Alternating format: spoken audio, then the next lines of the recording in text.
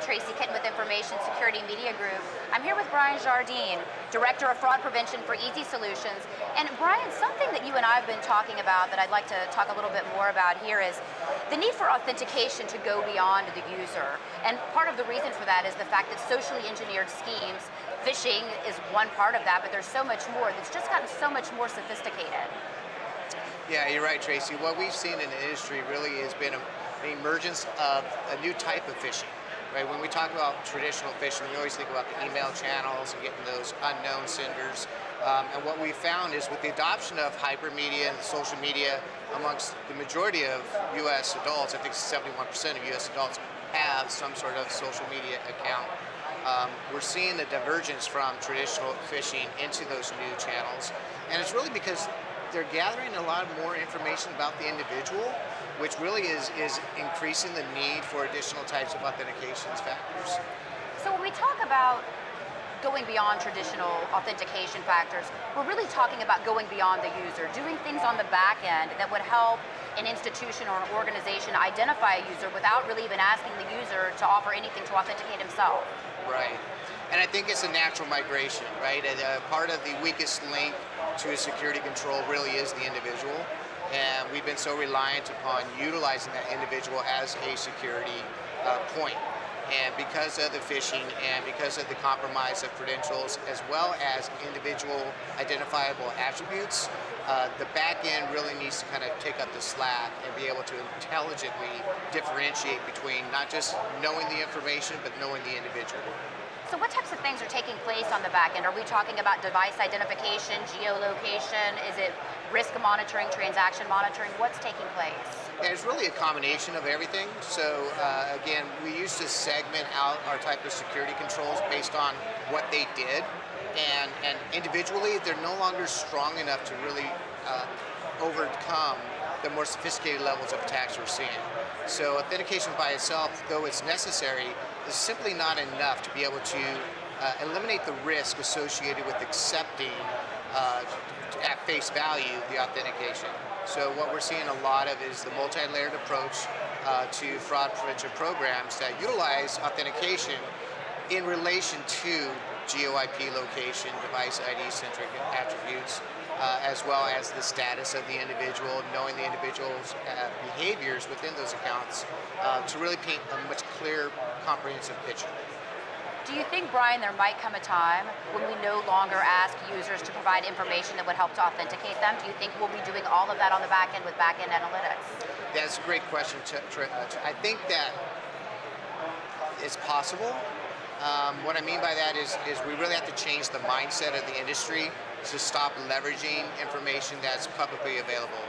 Geo-IP location device IDs, we already know by themselves, have been able to be spoofed and been able to be spoofed for many years. So it's how we use the information is really what's going to provide us the value of a go-forward basis. I think that eventually we're going to try to take the customer out of the equation as much as possible, but it's really a little bit too early to solely rely on behavior analytics or neural type of detections. I think that the industry needs to mature a little bit more before that happens, but I believe that that is the direction the industry is going. So when you say the industry, Bryan, are we talking about the financial services industry? Are we talking about healthcare, government, or are we talking about a combination of all of those industries? I think that right now regulation is really driving financial institutions to take the lead on this. But it is applicable to all enterprise level client engagement. So anybody that maintains historical data of a customer, personal identifiable information of a customer, your insurances, your medicals, they're all just as vulnerable as a financial institution and really are part of the equation. So when we talk about a fraud life cycle, we talk about the planning and targeting stages, and then there's the execution stage of that plan, and then it's the cashing out. And realistically, most financial programs are focused on losses. They're looking at the money movement aspect of that cycle.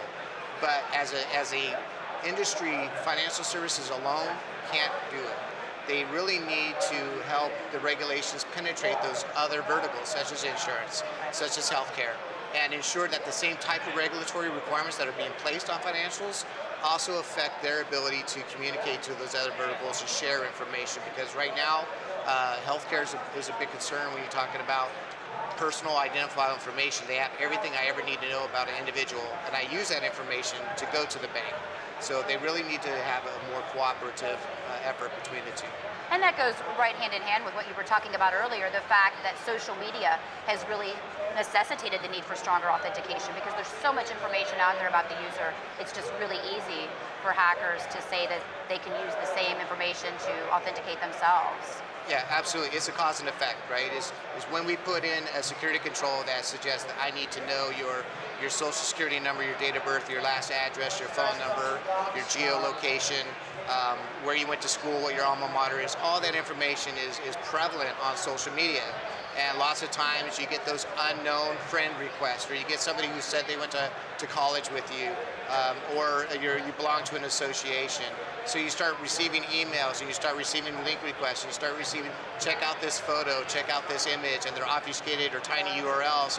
And people just are not accustomed to being concerned about the social engineering of phishing through social media. So they click the link, they follow that, they add the unknown as a friend, and before you know it, I know everything about you. I know if you're married or not. I know if you have children. I know when you go on vacation and where.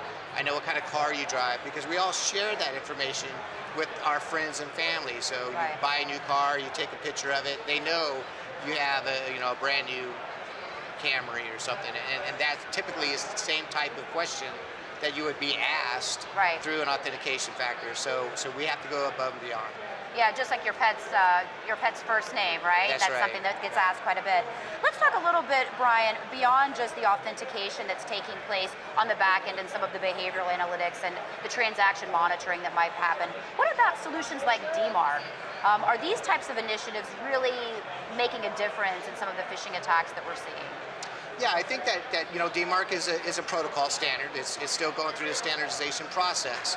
But what it's really designed to do is to help companies influence the email environment outside of their area of influence. So most companies have a very strong internalized email filtering system. They can manage and delivery and content inside. But when you're talking about exposure to their customers, the ones that they really need to be concerned about, what hits their inboxes, the DMARC standard is really designed to help those companies extend their ability to manage and leverage what's happening out there, while also being able to dictate to the majority of the email senders and receivers how to treat that when it's received.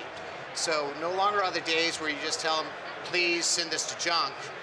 You get that tactile feedback. They tell you, this is what I received, this is how many of them, and this is what I did with it. So you're able to really kind of influence the email campaign and the email flow from a customer perspective, as well as what you're trying to do on an enterprise basis. Do you think the DMARC's effective? Do you think it's being widely adopted enough to make a significant difference? I think that DMARC and the DMARC standard is relatively new.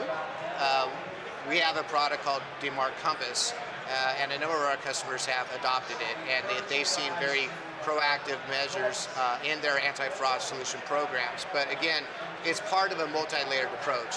In it by itself, the DMARC standard is not going to solve a phishing problem, but what it does is gains valuable visibility necessary to make those type of decisions on where the gaps are associated to the program you have, and then what multi-layered approach you're going to use from an email campaign perspective, and how that plays with the rest of your system. So it's really about gaining that visibility and control to help you make those risk-based decisions when time comes of how you're going to treat phishing in the future.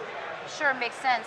And Bryan, one final question I'd like to ask you about, and I hate to ask people to make predictions, but I think we've seen quite an evolution over the course of the last 12 months even in the way that organizations are addressing authentication and some of the sophisticated socially engineered schemes that we've seen.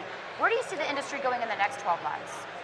I've been asked this question before, and I think that really the realization is that the industry is going to move as far forward and as fast as it needs to remain effective with the current existing threats.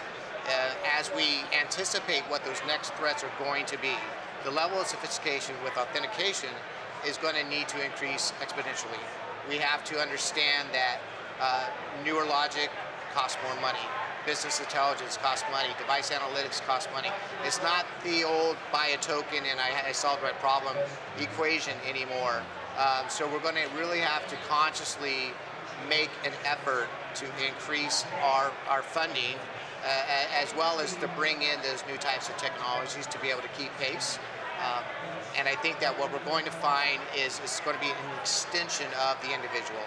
So not so much of who you are and what you have and what you know, but more of where you're at, how long you've been there, who else is around you, that sort of stuff. How you behave. How you those behave. types of things, yes. Right. Well, Bryan, I want to thank you for your time. I appreciate it. Thank you very much, Tracy. Again, we've just heard from Bryan Jardine of Easy Solutions. For Information Security Media Group, I'm Tracy Kitten.